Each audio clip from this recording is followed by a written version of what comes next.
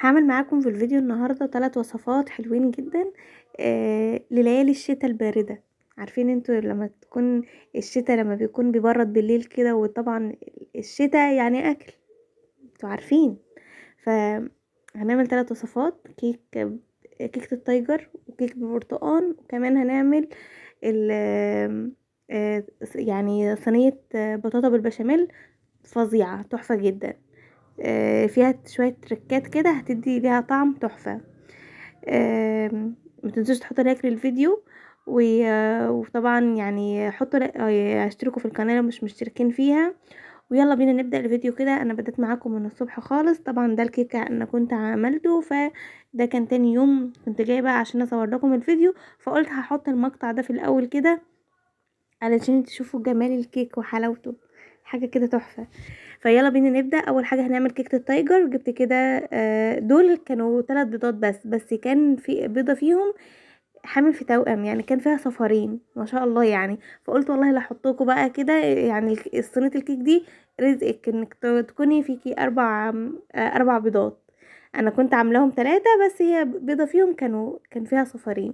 ف3 بيضات، عشان طبعا لو انتوا هتعملوها فهي 3 بيضات. حطيت عليهم كوباية من السكر، ذرة فانيليا، ومعلقة من معلقة صغيرة من الخل. بحب احط خل على الكيك، اولا بيشيل الزفارة خالص، زفارة البيض، وكمان بيخلي الكيك هش جدا. ما بحطش خل كتير، هي معلقة صغيرة بس بتفرق جدا.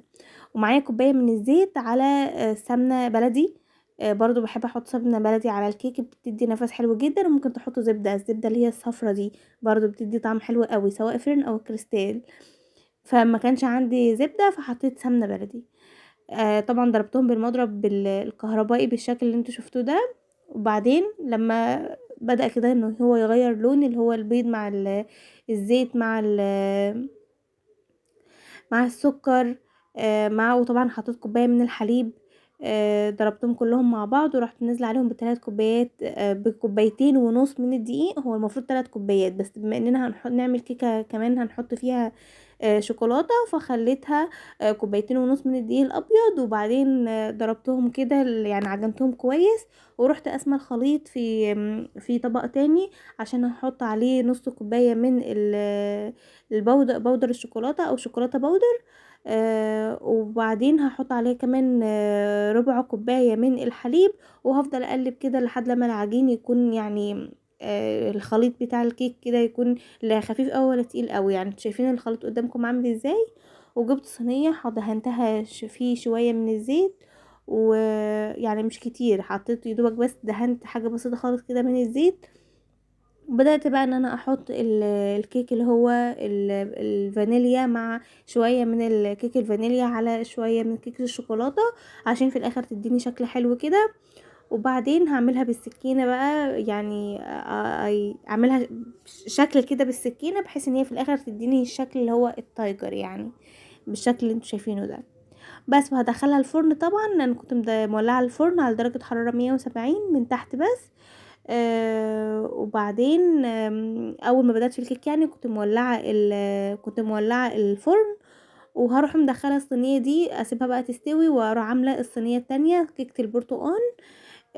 ممكن حد يقول ايه، طب ما كنت تحط الاتنين مع بعض. ما انا ممكن لو سبت الكيك شويه، الكيك اللي هي اللي انا اول صينيه اللي انا عملتها دي، سبتها شويه لحد لما اعمل الصينيه التانية، ممكن تهبط مني، لان التصوير بياخد وقت. يعني انا لو بعمل انا مع نفسي كده من غير تصوير هنجز واحط الصينيتين مع بعض، لكن التصوير بياخد وقت جدا، انتوا مش متخيلين. يعني الحاجه لو بعملها في نص ساعه ممكن تاخد معايا في التصوير ساعتين و3، انتوا متخيلين. فعشان كده رحت حاطه بقى الصينيه دي في الفرن، سبتها كده تستوي براحتها لحد لما اجهز انا الصينيه التانية اللي هي كيكه البرتقال.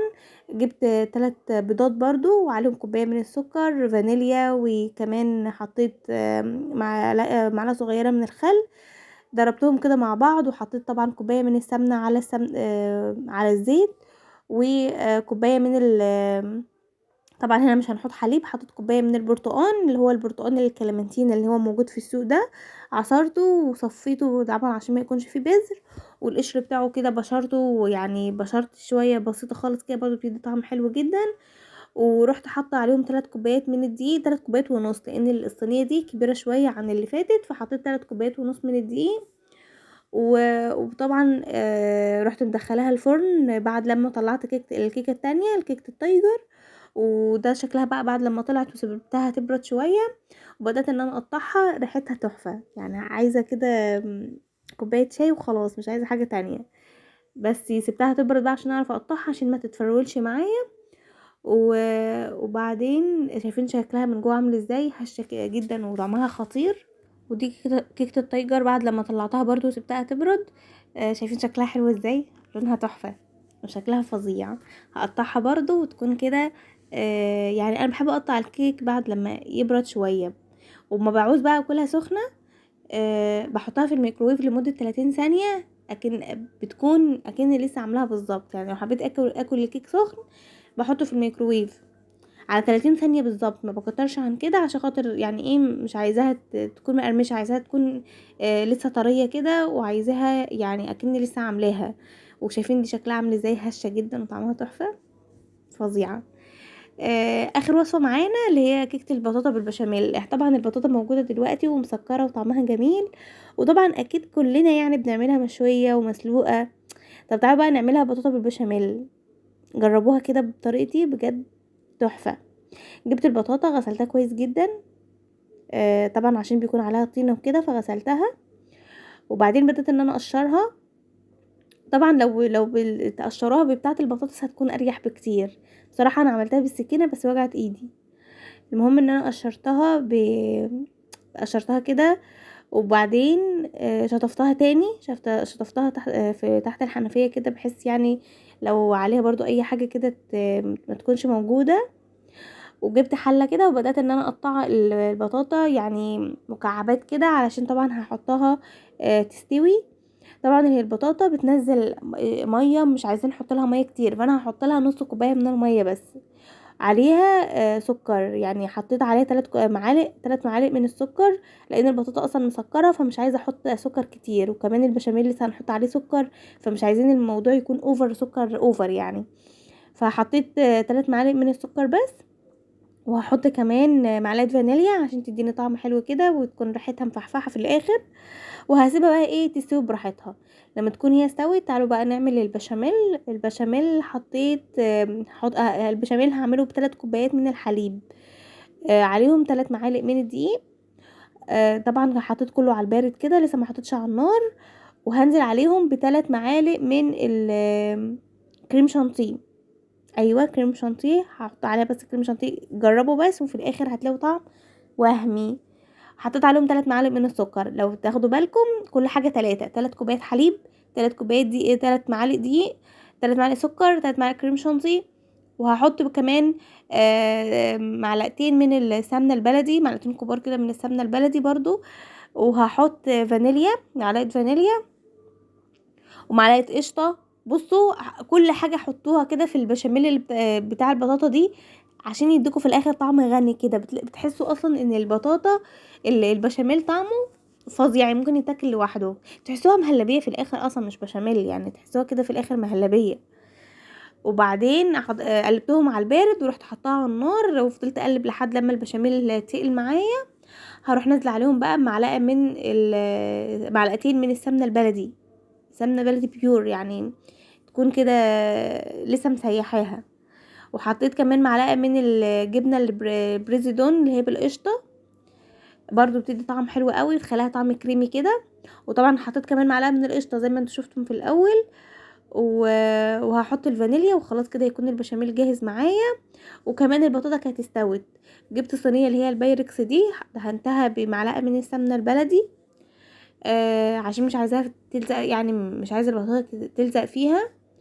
وبعدين هروح جايبه بقى البطاطا اهرسها، عشان هي استوت معايا وما بتاخدش وقت خالص، هي بتستوي على طول. وما تكتروهاش ما تكتروش لها ميه، هي بتنزل ميتها، فعايزينها تستوي منها فيها. بس انا حطيت لها نص كوبايه من الميه احتياطي يعني.